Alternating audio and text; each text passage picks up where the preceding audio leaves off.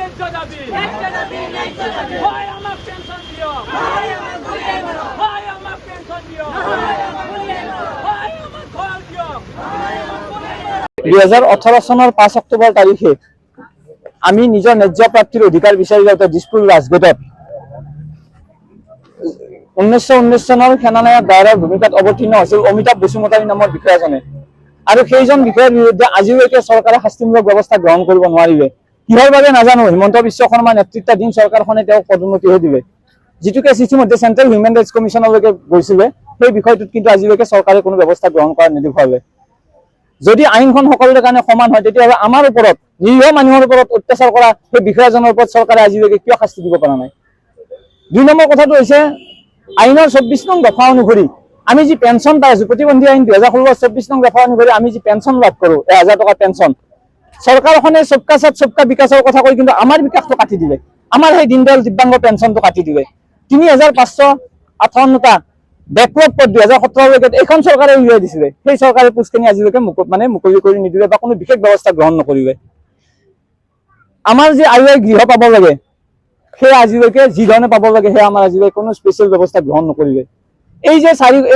কিছুদিন আগতে যে এডিআৰই পৰীক্ষা হৈ গ'ল বা হৈ আছে এই পৰীক্ষাসমূহত আমাৰ যি ধৰণৰ cut off mark blind orthopaedic বা হেয়াৰিঙৰ যি ধৰণৰ হ'ব লাগে সেয়া কিন্তু প্ৰকাশ কৰিব নোৱাৰে কিয় প্ৰকাশ কৰিব নোৱাৰে তাৰ অন্তৰ্গত কি যে ব্লাইণ্ডৰ যিমানখিনি হ'ব আমাৰ কম্পিটিশ্যন সদায় ব্লাইণ্ড হ'ব লাগে অৰ্থপেডিক হেয়াৰিং হ'ব লাগে সকলো প্ৰতিবন্ধী শ্ৰেণীৰ প্ৰতিবন্ধী বেলেগ বেলেগ হ'ব লাগে গুৱাহাটীত থকা একমাত্ৰ দৃষ্টিহীন উচ্চতৰ মাধ্যমিক বিদ্যালয় এখনত যি ধৰণে পৰ্যাপ্ত সাহায্য পাব লাগে তাক নাপায় ল'ৰা ছোৱালী কেতিয়াবা খাবলৈ নোপোৱা হৈ যায় ৰাজপথত আহিব লগা এটা অৱস্থা হৈছে চাৰিওফালে অৰাজক মিছা কথা ফুলজাৰি মাৰি যিগৰাকী মুখ্যমন্ত্ৰীয়ে উন্নয়নৰ গংগা বোৱাই দিছে অসমত তেখেতে আজি ইয়াত পইচা বিলাইছে তত বিলাইছে কিন্তু প্ৰতিবন্ধীসকলে 1000 টকা দিব লাগে তেখেতৰ কিয় পইচা নাই যে তেখেতে ভাবিছে ইহঁতক নোখোৱাই মাৰি থৈ যাম সেই প্ৰশ্নসমূহৰ উত্তৰ বিচাৰি আজি আমি ইয়াত অৱস্থান কৰিছোহি আৰু অনাগত সময়ত যদিহে নিৰ্দিষ্ট সময়ৰ ভিতৰত চৰকাৰী বিষয়া যিয়ে সঠিক উত্তৰ দিব পাৰিব তেতিয়ালৈকে আমি বহিম নহ'লে আমি তেখেতৰ কথাখিনিতো শুনিবলগীয়া সময় নাই আমি দিছপুৰ যাবলগীয়া বাধ্য হ'ম আৰু তেখেতৰ এইবিলাক নাটক যে য'ত যে কৰি থাকে এইবিলাক আমাৰ লগত নচলিব আমাৰ প্ৰত্যাহ্বান লাগিব ঘৰৰ ধন আমাক নালাগে তেখেতৰ উন্নয়নৰ গংগাত আমি উঠি যাব নালাগে আমাক প্ৰাপ্যখিনি খাই জীয়াই থাকিব দিয়ক সবকা সাথ সবকা বিকাশ সবকা বিশ্বাস তেতিয়াহে সাৰ্থক হ'ব যেতিয়া প্ৰতিবন্ধীসকলে তাৰ মাজৰে এজন হ'ব সেইবাবে আমি আজি এটা শ্লোগান দিছো যে আইনখন সকলোৰে বাবে সমান আপুনিও আইনৰ গান্ধীৰ ভিতৰত নোহোৱা হয় আইনৰ বাহিৰত নকৰিব আপুনি নিজকে ৰজা বুলি নাভাবিব বহুত ৰজা সময়ৰ সতত বিহিত হৈ গৈছে আৰু এক্সেণ্ডাৰে নোহোৱা হৈ গৈছে আৰু ঠিক একেদৰে অসমৰো তথাপি বহু মন্ত্ৰী আজিৰ দিনটোত নোহোৱা হৈ গৈছে আপুনি নিজৰ প্ৰতাপত কাম কৰক আপোনাৰ দক্ষতা আছিল কিন্তু দক্ষতাখিনি সৎ কামত লগাওক আৰু প্ৰতিবন্ধীসকলক প্ৰাপ্য দিয়ক প্ৰতিবন্ধীক আপুনি বেয়া কৰিব নালাগে প্ৰতিবন্ধীক আপুনি মৰম কৰিব নালাগে প্ৰতিবন্ধীৰ প্ৰাপ্য আপুনি আদায় দিয়ক অন্যথা প্ৰতিবন্ধীসকলে জাগিছে জাগিব আৰু জাগিম প্ৰতিবন্ধী শক্তি জিন্দাবাদ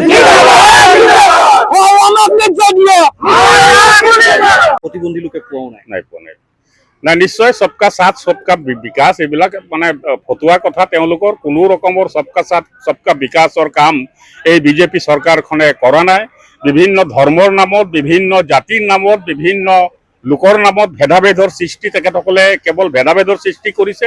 আৰু এই প্ৰতিবন্ধীসকলে যিবিলাকৰ নেকি হাত এখন নাই কাৰোবাৰ ভৰি এখন নাই কাৰোবাৰ শাৰীৰিকভাৱে একেবাৰে অক্ষম এইসকল লোকে আচলতে চৰকাৰৰ সুবিধাবিলাক পাব লাগিছিলে কিন্তু ইমান জোৰদাৰ আন্দোলন কৰাৰ পিছতো যোৱা যে 5 অক্টোবৰত যিদৰে আন্দোলন কৰিলে তাৰ পিছতো এই চৰকাৰখনৰ গা লৰা নাই গতিকে এই হিমন্ত বিশ্ব শৰ্মা চৰকাৰক মই দাবী জনাইছো তেখেতসকলৰ যি ন্যায্য প্ৰাপ্য দাবী আছে সেই দাবী অতি শীঘ্ৰে পূৰণ কৰিবৰ কাৰণে দাবী জনাইছো Stay informed, stay ahead. News Any 365